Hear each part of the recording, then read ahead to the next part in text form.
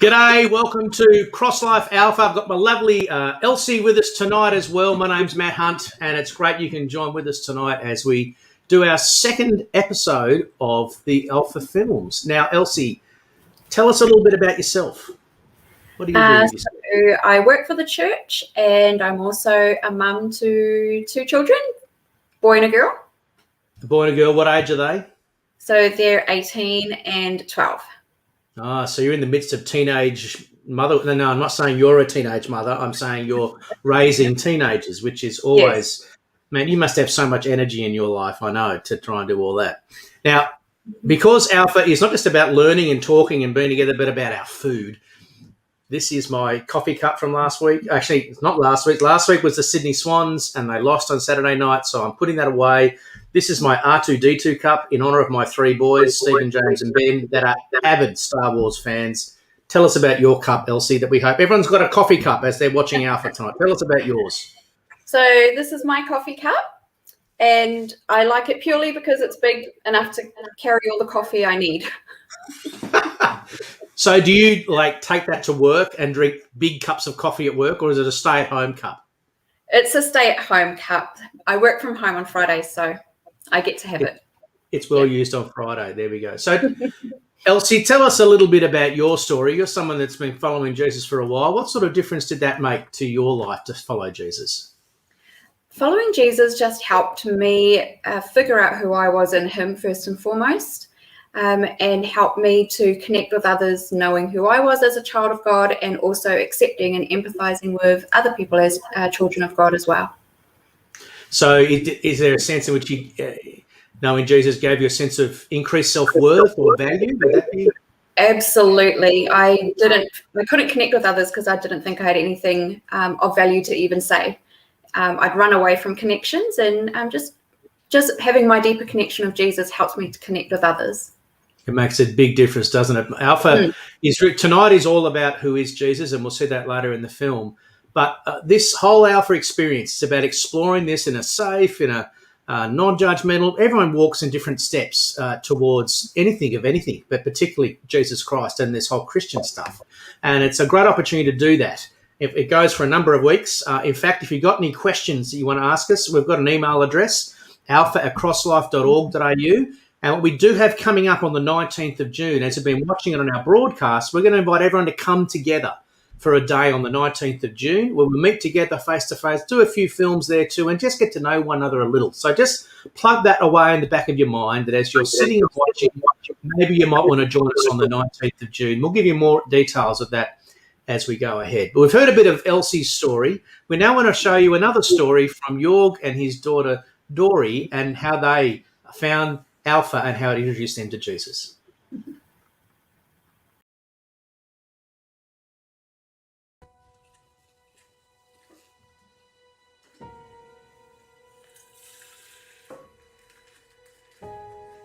When we get here, everything was a mess for us. I start suffering a lot of depression, and I thought a lot of taking my life. I leave my family for a couple of months. I start drinking a lot of pills. I remember it was 22 pills per day, suffering more than 10 panic attacks per day. Everybody in my family was falling apart, my daughter, my son, my wife. The family was a mess. My parents coming here, it actually felt quite difficult because it almost the roles shifted. They didn't know the language, they were immigrants. I was in a very unhealthy place myself, and then I had to kind of step up and be almost like their mom. Through that, also seeing my dad go from being my hero to being a broken person. And he would say things like, I hate you guys, I don't want to be with you. A friend of mine, he invited me to the church. At that point, I didn't go to any church. I didn't believe in God. I just was like lost. And I went to the church on Sunday and I hear about Alpha. And this friend invited me to Alpha the following Monday, and we came to Alpha together. It was a fantastic experience, and when I came to Alpha, everything changed in my life. I clearly remember the day that my dad came home and said, I've been doing this thing called Alpha, and I thought, like, that's crazy. Like, my dad is doing something at a church. I couldn't deny the fact that my dad had changed so radically. I remember when he asked me to come to Alpha, he said, you'll meet people that will be healthy and good for you. And when he said that, I kind of thought, yeah, that's what I need. I need good friends. I need healthy friends. The first night, I just remember being like, they're all overly friendly, but they're so good. Like, if this is true, like, I'm never leaving this place. During the last talk, I just remember saying like, okay, God, I have all this stuff that I'm doing. I just want you to take it all away. I don't want it anymore. I just want to follow you. I just want to do everything I can to please you and to bring people to know you. And I just felt this strength that I never had before to quit drinking. And then shortly after, the day after, I stopped smoking, and the weekend after, I got baptized.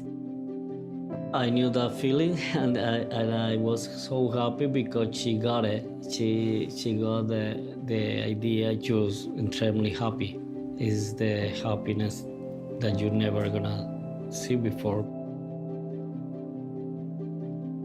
I am super thankful that you invited me to Alpha, Dad. Thank you. It changed my life. Like it changed everything for me. Thank you. Was it me?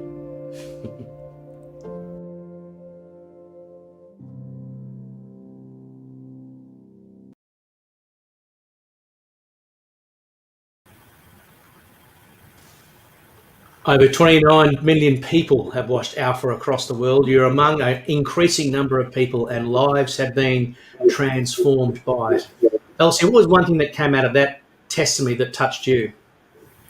The way that the daughter noticed how radical the change was after seeing her dad go through that, and it encouraged her to do the same.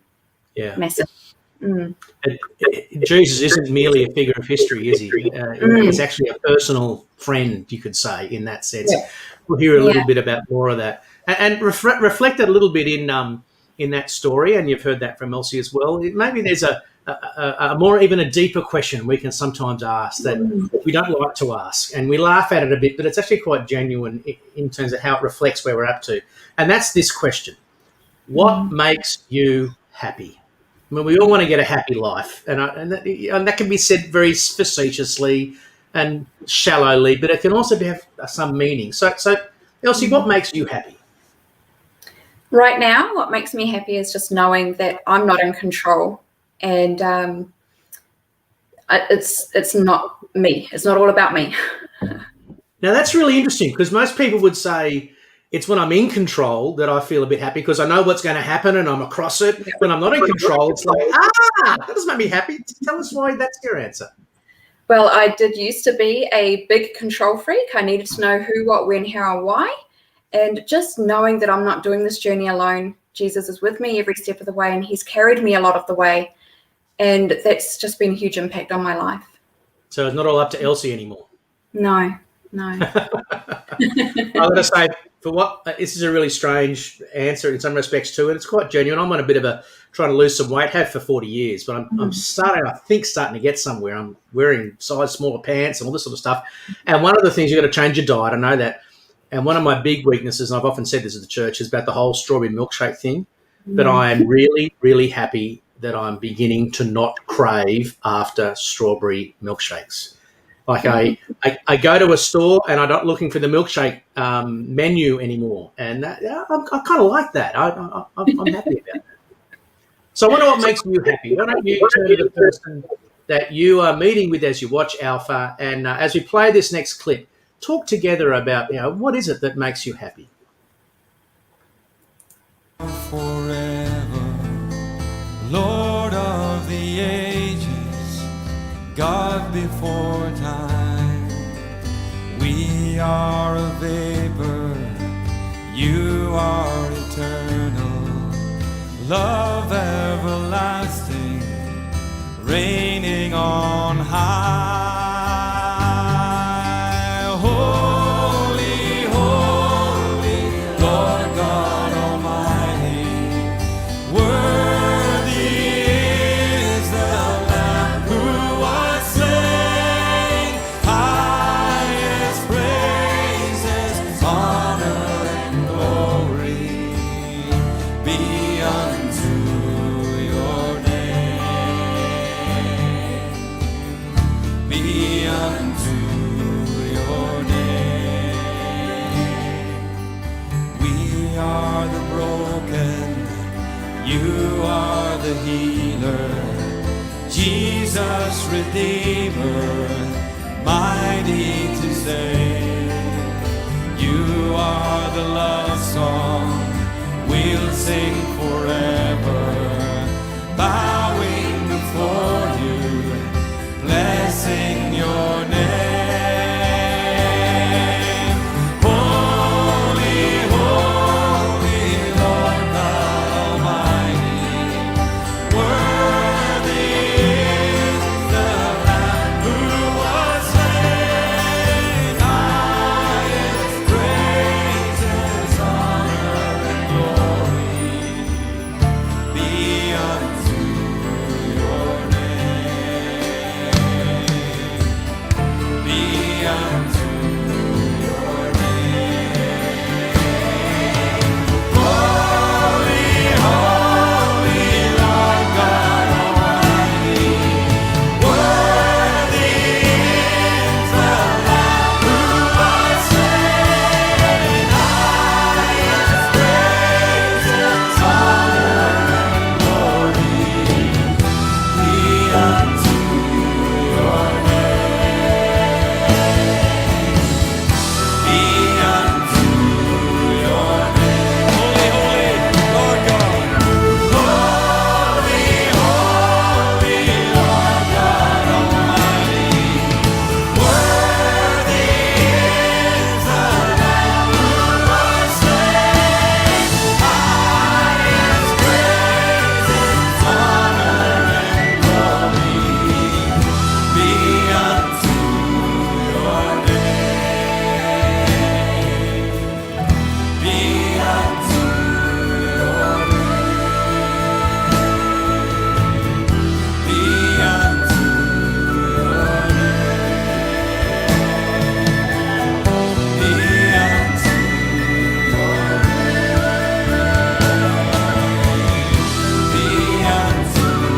your name.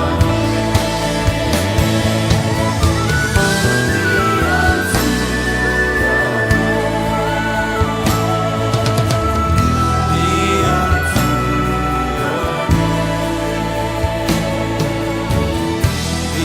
unto your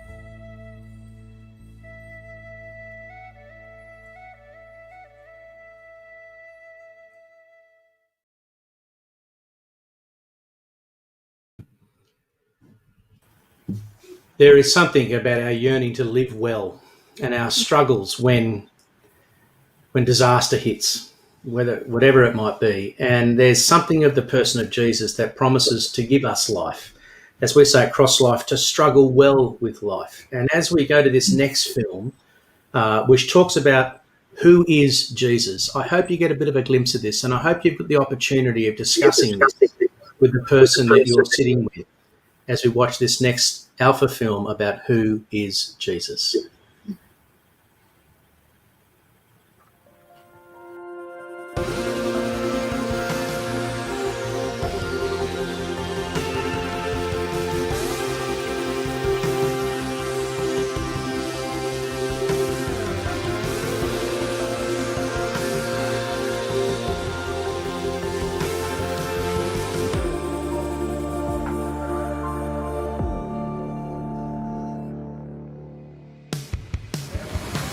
What's the flight number?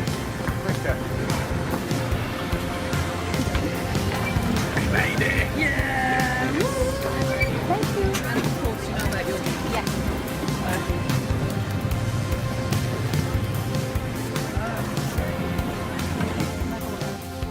He is arguably the most famous person in history. Over 2 billion people claim to follow him. That's 1/3 of the world's population. He's represented in art and literature more than any other figure. Time magazine called him the most influential person who has ever lived. But who is Jesus?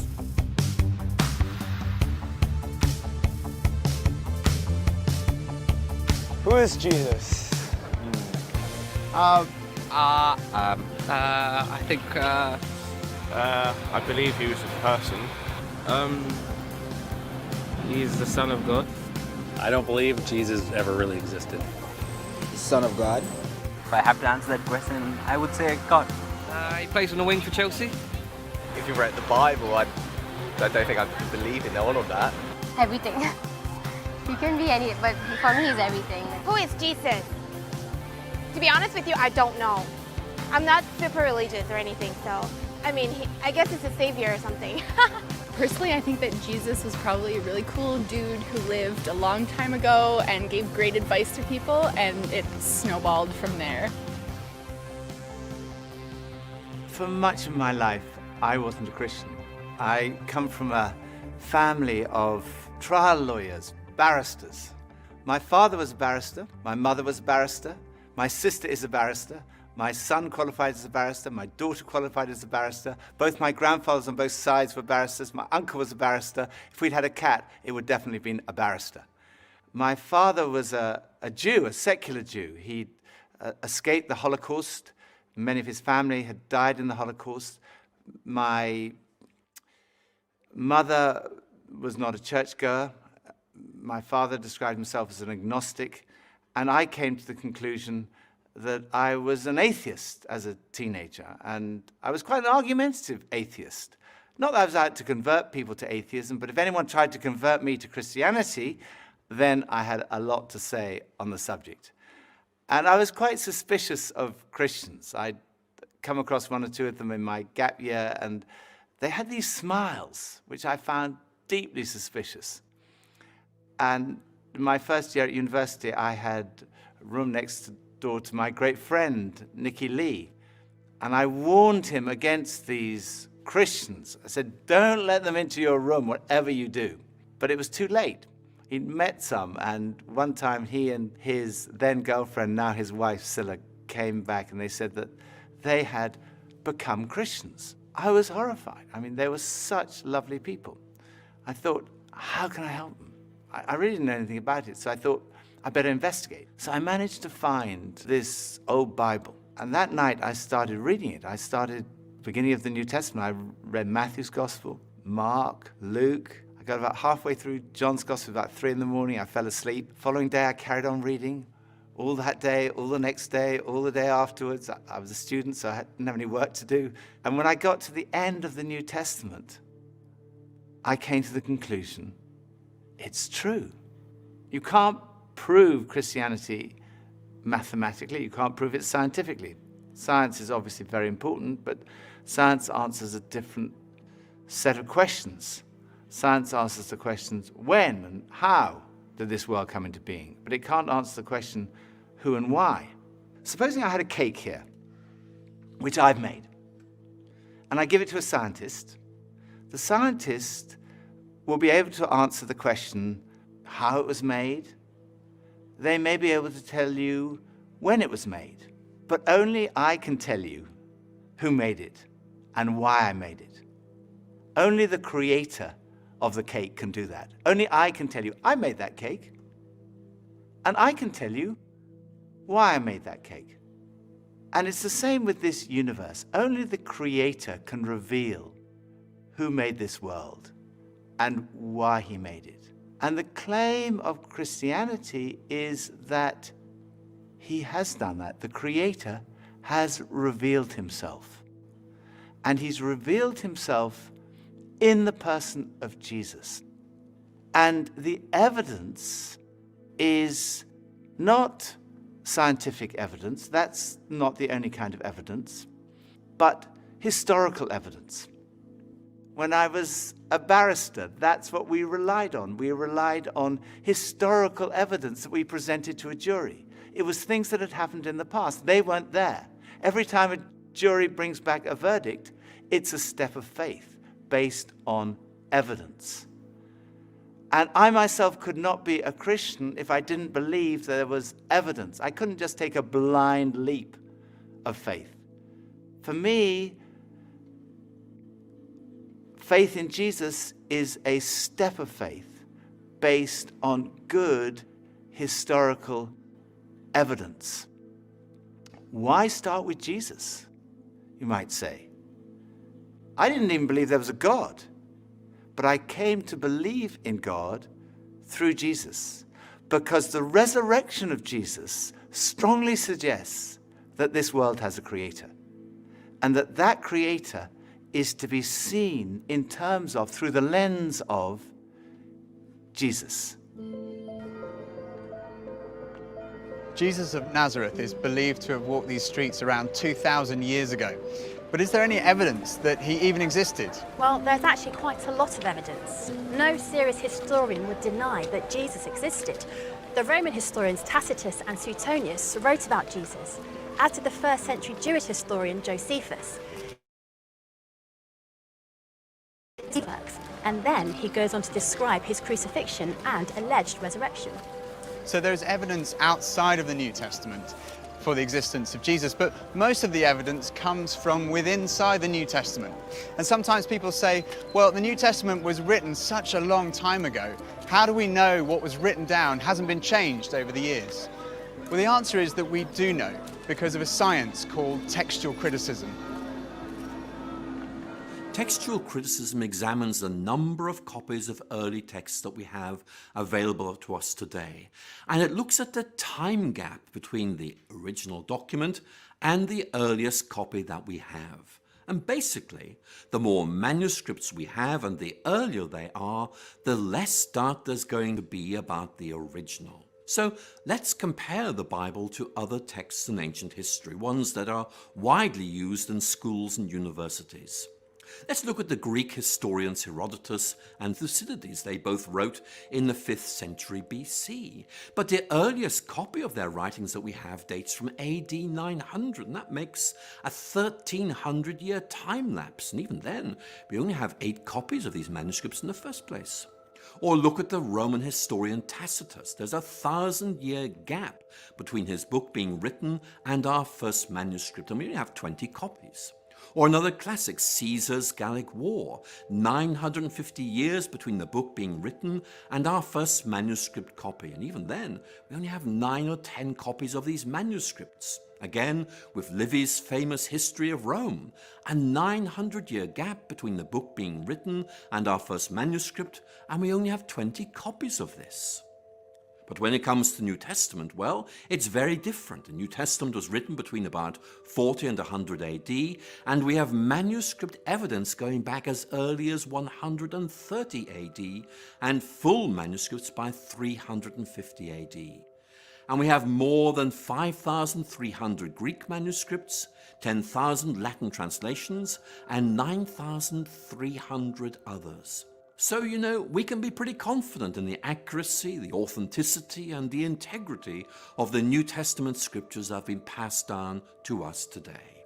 The remarkable thing about the Bible is there's such a short chronological distance between the events being described and our first manuscripts. So in many ways, the Bible scholars are in a very fortunate position of being able to check these things out and finding that they are much more reliable than, for example, some of the alternatives you're looking at.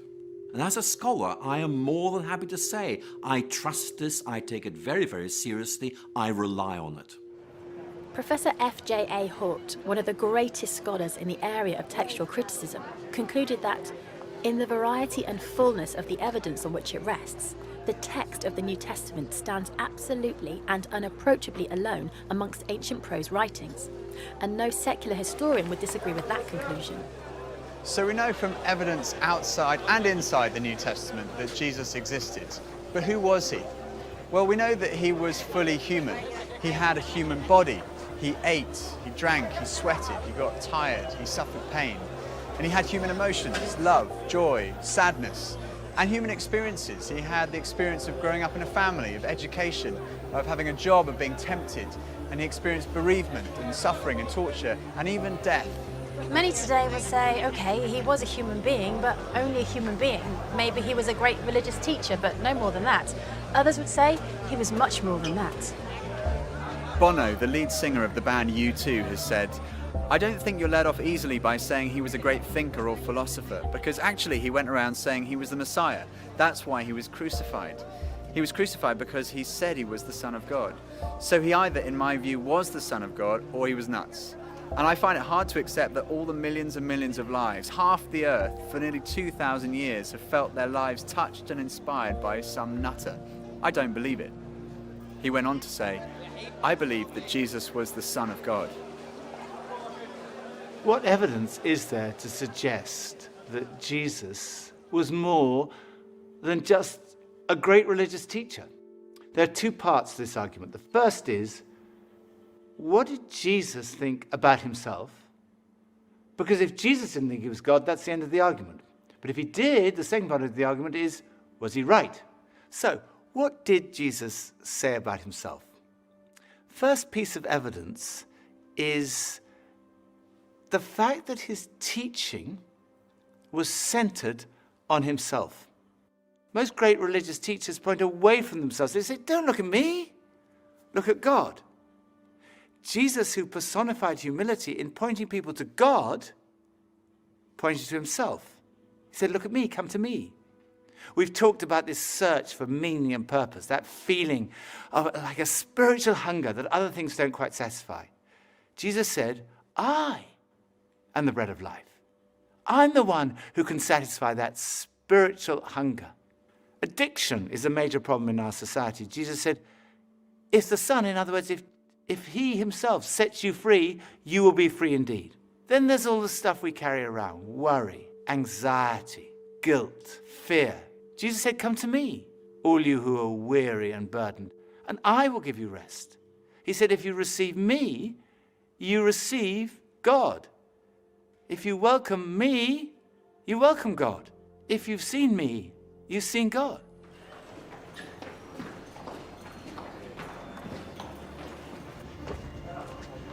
Forgiveness is right at the heart of Christianity.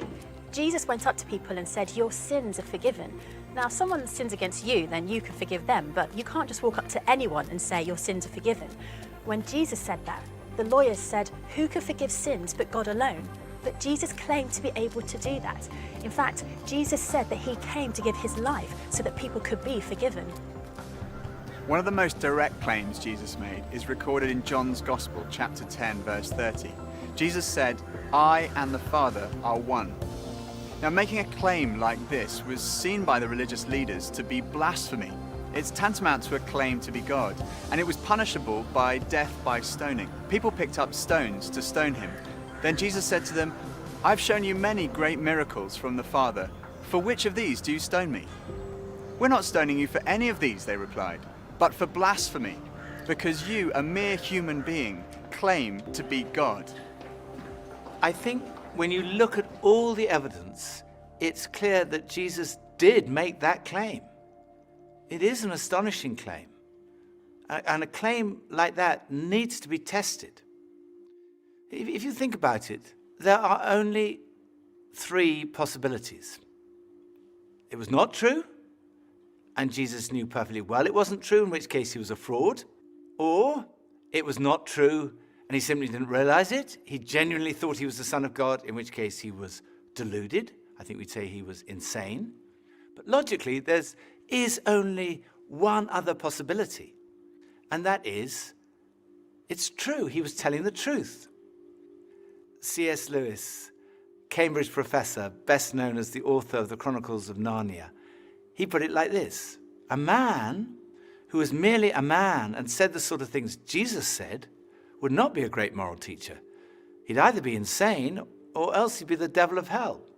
You must make your choice. Either this man was and is the Son of God, or else insane or something worse.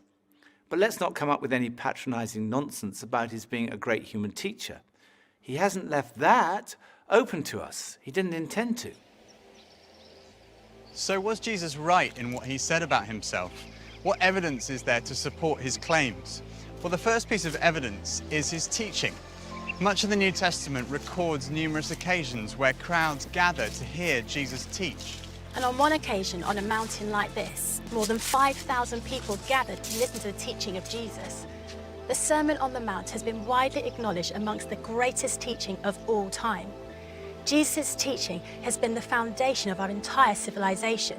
Many of our laws were originally founded on Jesus' teaching. Love your neighbour as yourself. Do to others as you would have them do to you. And then this, totally revolutionary: love your enemies.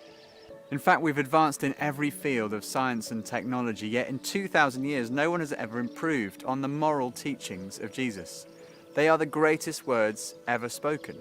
They're the kind of words you might expect God to speak.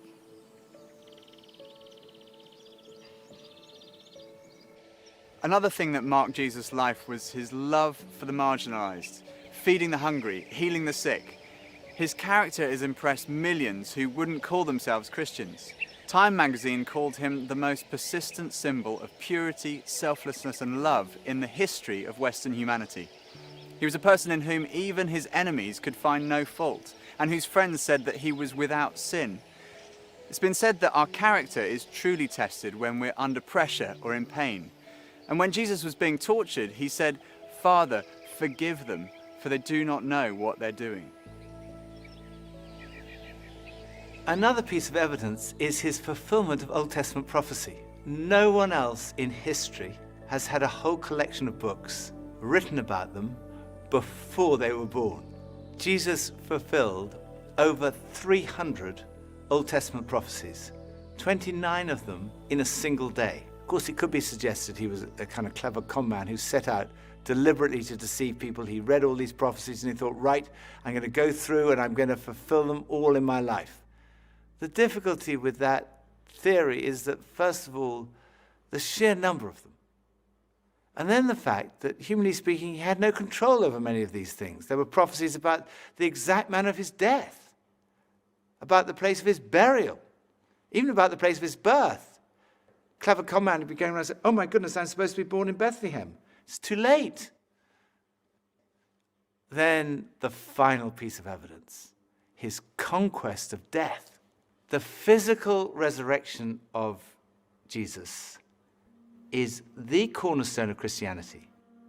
And this is relevant to every single one of us because we're all going to die. It's the ultimate statistic. 1 in 1 die. You go to a funeral. The coffin is lowered into the ground. It looks absolutely final. And it is. Unless Jesus died and was buried, and then was raised to life, in which case death has been conquered. But is this just wishful thinking?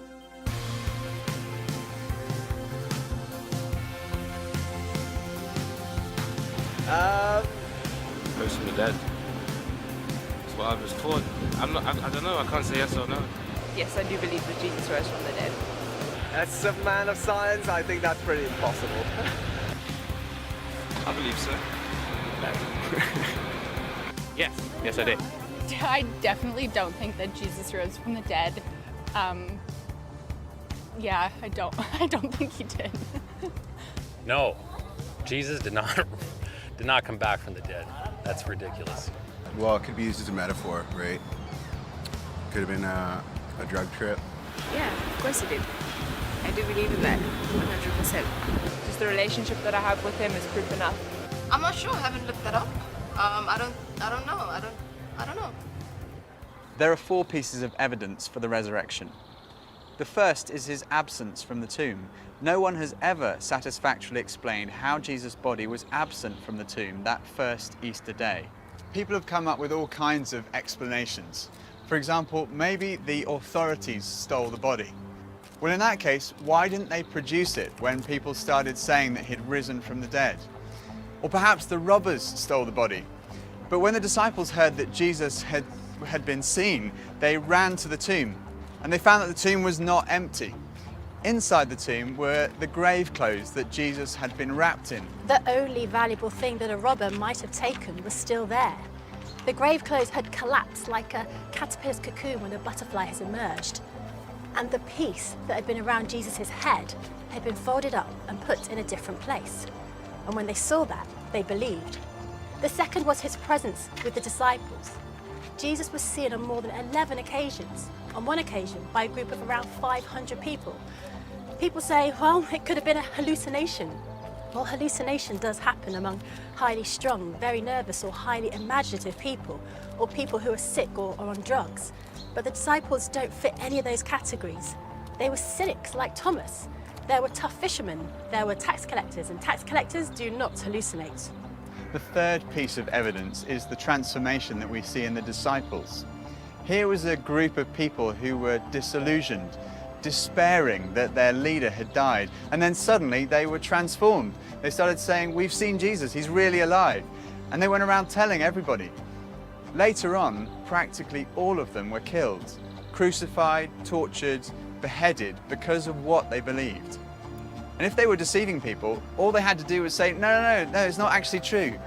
But they never said that because they knew it was true. It had totally transformed their lives. And as a result, this extraordinary movement swept around the whole known world. And it's a movement without precedent in the history of humanity.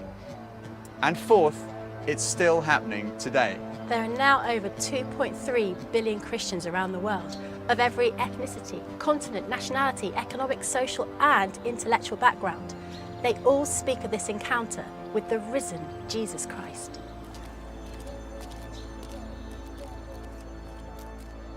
So what are we to make of Jesus?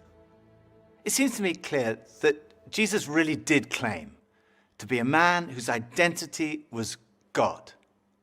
And when we look at the evidence of his teaching, his life, his character, his fulfillment of prophecy, his resurrection, to say he was insane or a fraud seems to me absurd, illogical, actually unbelievable. On the other hand, it provides the strongest possible supporting evidence that what Jesus said about himself was true. And when I looked at the evidence, when I read the New Testament, I came to the conclusion it is true. I didn't want to become a Christian because I thought if I became a Christian, life would be totally miserable from that moment onwards. So I tried to put it off. I thought I'll put off becoming a Christian to my deathbed. And then I realized that would not be intellectually honest. So very reluctantly, I kind of said, okay. Yes. And at that moment, I can still remember that moment so clearly. It dropped from here, from my head, being convinced it was true, to here in my heart, having an experience of a relationship with Jesus. And finding what, I guess looking back, unconsciously, I'd been searching for all my life. Something that provided ultimate meaning and purpose to my life. It was the very last place on earth that I expected to find it. But at that moment, I found that what Jesus said was true. Jesus said, I have come that you might have life and life in all its fullness. It really is true that God has revealed himself in Jesus. Jesus really is who he claimed to be. Jesus really did rise from the dead. there is hope beyond this life. There is hope for this life. Right now, in this life, in an encounter with Jesus, we find life and life in all its fullness.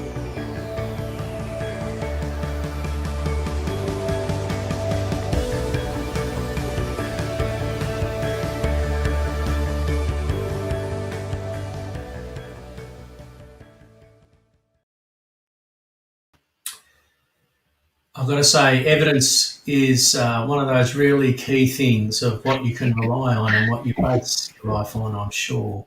I wonder what things struck you from that film. Elsie, what's one thing that jumped out at you having watched that? I loved that he read the Bible to try and dissuade his Christian friends from being Christian, and he ended up leaving right along with him. He tried to discourage it. Here he is, the barrister.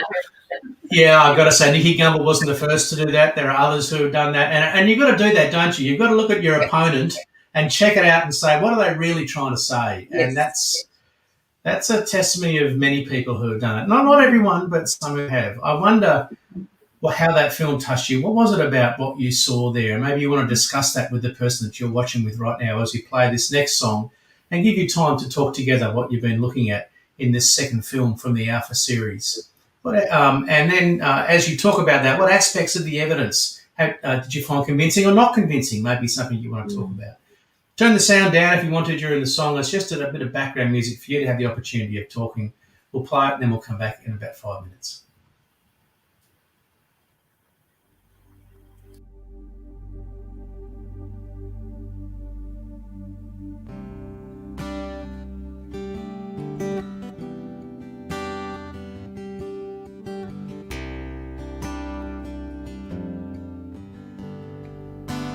Jesus, you are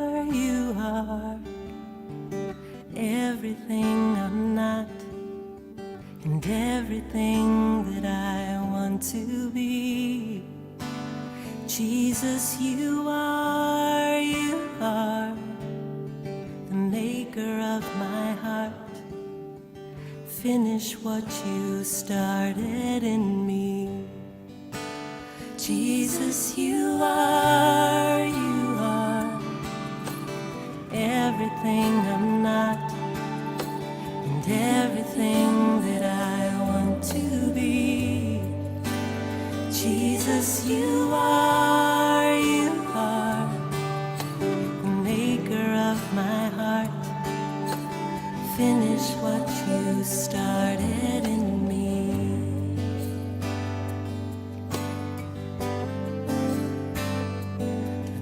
The hope I have, it's something I cannot see. You willingly gave your life, willing to die for me. Now I believe, I believe.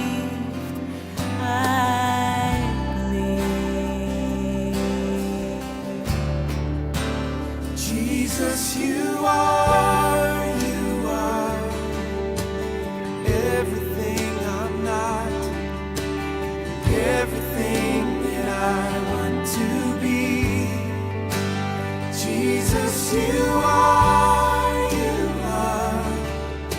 the maker of my heart. Finish what you started in me. This is the hope I have, it's something I cannot see. You willingly gave your life, willing to die for me. Now I believe, I believe, I believe. Jesus, you are everything I'm not, everything that I want to be. Jesus, you are the maker of my heart. Finish what you started in me.